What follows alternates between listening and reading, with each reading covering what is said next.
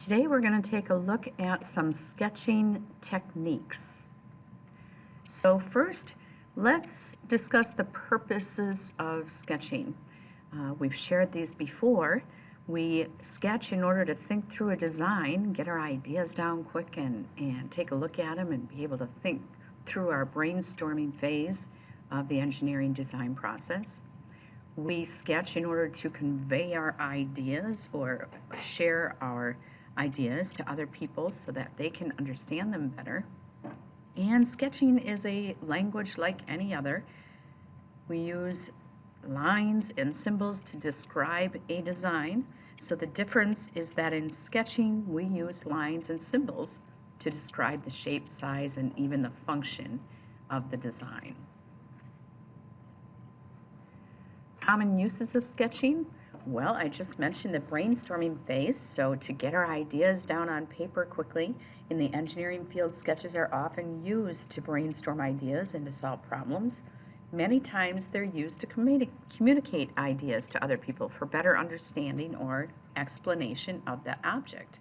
Sketches are also used to document measurements taken in the field to be used back at the office. So your sketch might not be the sketch of your new product, but rather sketches of things that you need to know in order to create your product.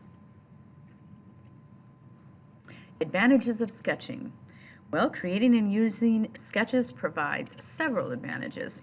Sketches are convenient and can be created almost anywhere, plus they're inexpensive. Few additional materials are needed to make your sketches. Only pencil and paper is required to create a sketch. There are some skills we need to discuss, such as drawing vertical lines, horizontal lines, inclined or slanted lines, and to create any of the lines shown, it's important to plot or locate 2 points. We have the start and end points. You create those or determine the start and end of your line before you attempt to draw the line. When sketching a line, first, plot the start and end points. Next, draw short line segments between the 2 points so that you have an idea of where the line will be drawn. And finally, darken the smaller lines so that one solid line appears between the 2 points.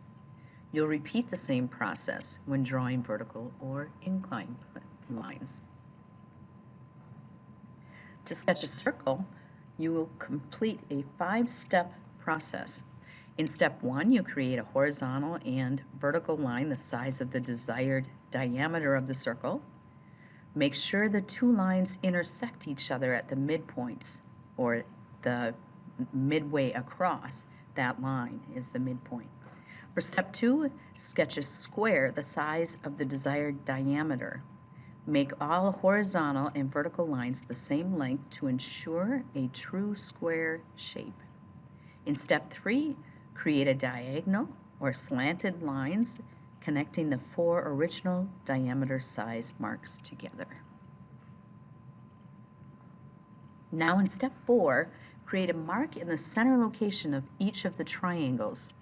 In the last step, sketch curved lines using the original diameter marks and the center marks just created to complete a perfect circle. There are 4 main types of lines used when sketching or creating sketches. In the following slides, you'll be shown each type of line and where it's used on a sketch. You have a construction line. Construction lines are lightly drawn lines used as guides to help all other lines and shapes to be drawn properly.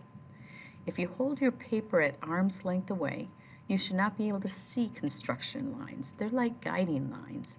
They can even be erased after the object is sketched. Object lines are thick lines used to show visible edges of an object.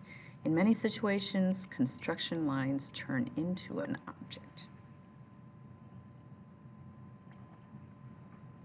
Hidden lines are used to show exterior details not visible from the outside of the object being drawn. In this part, A hidden line is used to show a hole not visible from this side of the object. Center lines are used to define the center of arcs, circles, or symmetrical parts. They're drawn half as thick as object lines. In this example, the center line is used to define or show the center of the whole of the object.